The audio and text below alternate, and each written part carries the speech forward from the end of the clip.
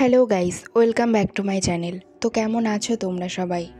আজকে আমি এক্সপ্লেন করতে চলেছি 2022 সালে রিলিজ টক টু মি এই সিনেমাটা। তো দেরি না করে চলো টপিকে চলে যাই।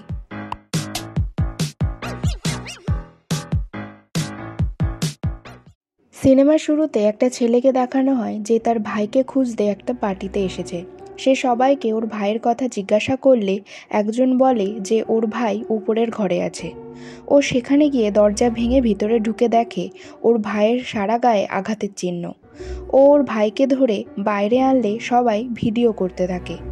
এরই মধ্যে হঠাৎ আমরা দেখি ওর ভাই একটা ছুরি নিয়ে ওর দাদার পেটে ঢুকিয়ে দেয় আর শেষে নিজেকেও মেরে ফেলে।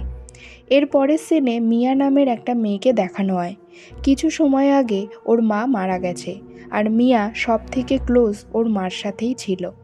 ও ওর মার চলে যাওয়া সহজে মেনে নিতে পারেনি। মিয়া বেশিরভাগ সময় ওর এক বান্ধবী জেড ও ওর ভাই রাইলির সাথে থাকতো। বাড়িতে ওর ভালো লাগে না বলে একদিন রাতে ও রাইলিকে নিয়ে বাড়ি ফিরছিল। ও একটা ক্যাঙ্গারুকে ধাক্কা মারে। রাইলি ওকে বলে একটা ভেটের কাছে নিয়ে যেতে, কিন্তু মিয়া ক্যাঙ্গারুটাকে ওভাবে ফেলেই চলে আসে, কারণ ওর মনে হয় ক্যাঙ্গারুটাকে বাঁচানো আর সম্ভব নয়। বাড়ি এসে জেড ও মিয়া কথা বলছিল।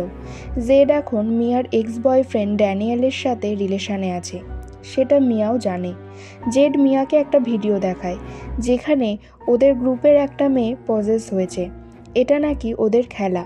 আসলে ওদের বন্ধুদের গ্রুপের একজনের কাছে একটা মৃত মানুষের অভিশপ্ত কাটা হাত আছে, যেটাকে মিডিয়াম হিসাবে ব্যবহার করে আত্মাদের সাথে কন্ট্যাক্ট করা যায়। রিচুয়াল অনুযায়ী প্রথমে মোমবাতি জ্বালাতে হয়, কারণ এটা নরকের দরজা ওপেন করার রাস্তা।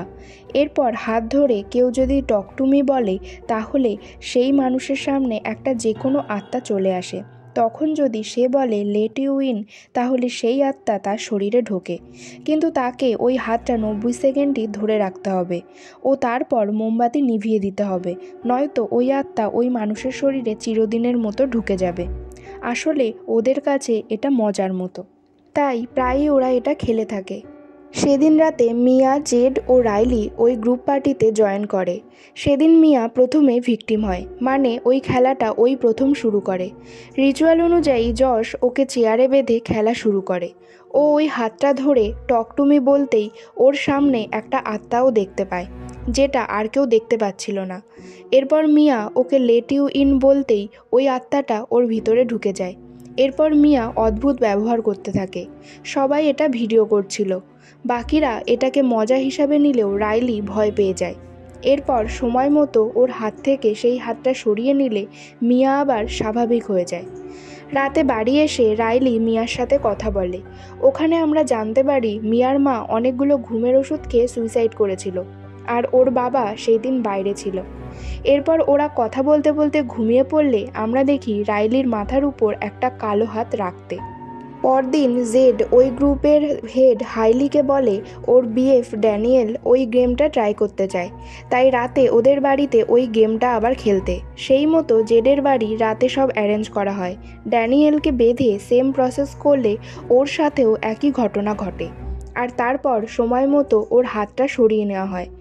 তারপর এক এক করে সবাই ওই গেমটা ট্রাই করতে থাকে ও মজা নিতে থাকে। সবশেষে রাইলি ওই গেমটা ট্রাই করতে চায়। জেড ওকে বারণ করলেও ও শোনে না। এরপর রাইলিকে বেঁধে সেম প্রসেস করা হলে তখনই গণ্ডগোল বাঁধে। রাইলির মধ্যে মিয়ার মায়ের আত্মা ভর করে। তিনি মিয়ার সাথে কথা বললে মিয়া ইমোশনাল হয়ে পড়ে, কিন্তু 90 সেকেন্ডের আগে সবাই ওই হাতটা রাইলির হাত থেকে সরিয়ে নিতে গেলেই মিয়া বাধা দেয়। টাইম পেরিয়ে গেলে রাইলি ওই টেবিলে মাথা ঠুকতে থাকে ভীষণ জোরে, এমনকি ওর নিজের চোখ পর্যন্ত উপড়ে নেয়। এরপর রাইলিকে হসপিটালে নিয়ে যেতে অ্যাম্বুলেন্স আসে। এসবের মধ্যে মিয়া ওই হাতটা কাউকে না জানিয়ে ও বাড়ি নিয়ে আসে। পরদিন মিয়া রাইলিকে দেখতে হসপিটাল গেলে রাইলির মা মিয়াকে যেতে দেয় না, কারণ ওর বাড়ির সবাই ভাবছিল এসবের জন্য মিয়াই দায়ী। এরই মধ্যে মিয়া হসপিটালে তার মায়ের আত্মা দেখতে পায়, যেটা ও প্রথমে বিশ্বাস করতে পারছিল না। রাতে বাড়িতে ও ওই হাতটা নিয়ে রিচুয়াল শুরু করে। ও দেখে সামনে ওর মা বসে আছে। ও ওর মাকে জিজ্ঞাসা করে, তুমি কি সত্যিই নিজেকে শেষ করতে চেয়েছিলে? ওর মা বলে, না, তোমরা আমার সব থেকে প্রিয় মানুষ, তাই তোমাদের ছাড়ার কথা আমি ভাবতেও পারি না। তাই আমি আবার তোমার কাছে ফিরে এসেছি। তবে এখন রাইলির তোমার সাহায্যের দরকার। অন্যদিকে আমরা দেখি রাইলি জেডকে ফেলে হসপিটালের দেওয়ালে মাথা ঠুকে ওর অবস্থা আরও খারাপ করে ফেলে। এরপর একদিন মিয়া যখন ওর বন্ধুদের সাথে কথা বলছিল রাইলিকে নিয়ে, তখন মিয়া জিজ্ঞাসা করে ওই দিন রাইলির সাথে ওই রিচুয়াল করার পর মোমবাতি নেভানো হয়েছিল কিনা। কারণ রাইলির সাথে ওরকম হওয়ার পর ওদের কারোর মোমবাতি নেভানোর কথা মনে ছিল না।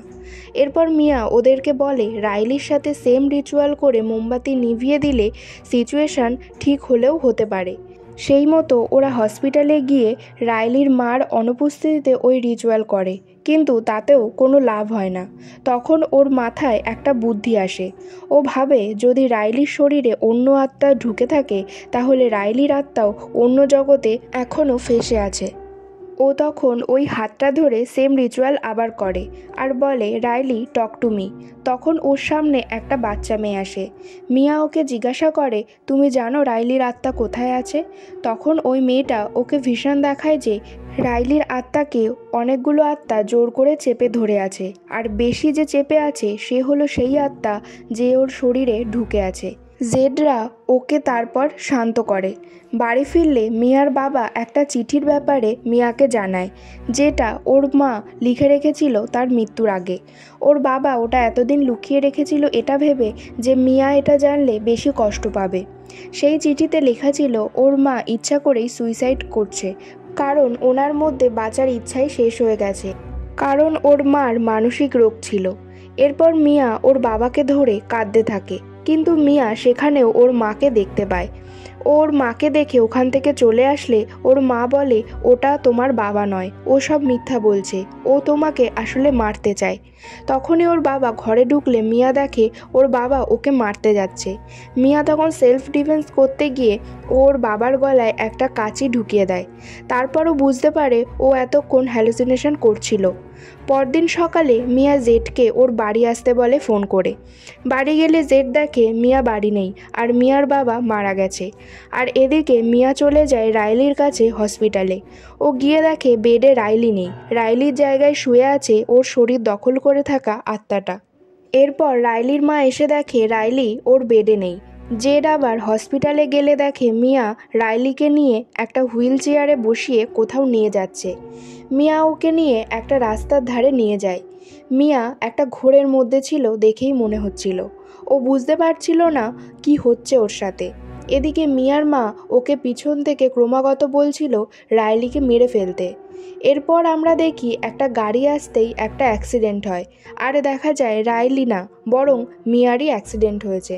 মিয়া মারা গেছে, কিন্তু ওর আত্মা বুঝতে পারে না ও মরে গেছে না বেঁচে আছে। ওর চারিদিক অন্ধকার হয়ে আসে। তারপর ও দেখে ওর সামনে কেউ হাত বাড়িয়েছে। মিয়া হাত বাড়ালেই দেখে কজন অচেনা মানুষ ওর সামনে বসে। তার মধ্যে একজন আই লেট ইউ ইন বলছে, অর্থাৎ ওই গেমটা অন্য গ্রুপ খেলছে। আর এবার মিয়ার আত্মাই এসেছে ওদের সামনে। আসলে মিয়ার মায়ের আত্মা কখনো ফিরে আসেনি। ওর মা মারা যাওয়ার পর থেকেই মিয়া মানসিকভাবে খুব দুর্বল ছিল, তাই ওর মায়ের রূপ ধরে নেয় খারাপ কোনো একটা আত্মা, আর ওর দুর্বল শরীরে আশ্রয় নেয়, আর ওকে দিয়ে এসব করিয়েও নেয়। আর এখানেই শেষ হয়ে যায় এই সিনেমাটা। তো কেমন লাগলো আজকের এক্সপ্লেনেশন অবশ্যই কমেন্ট সেকশানে জানাবে। ভালো লাগলে লাইক, শেয়ার, সাবস্ক্রাইব করবে। আর সাবস্ক্রাইব করার সময় পাশের বেল আইকনটি প্রেস করে দেবে, যাতে আমি যখনই কোনো নতুন ভিডিও আপলোড করব তার ইনস্ট্যান্ট নোটিফিকেশান তোমাদের কাছে পৌঁছে যায়।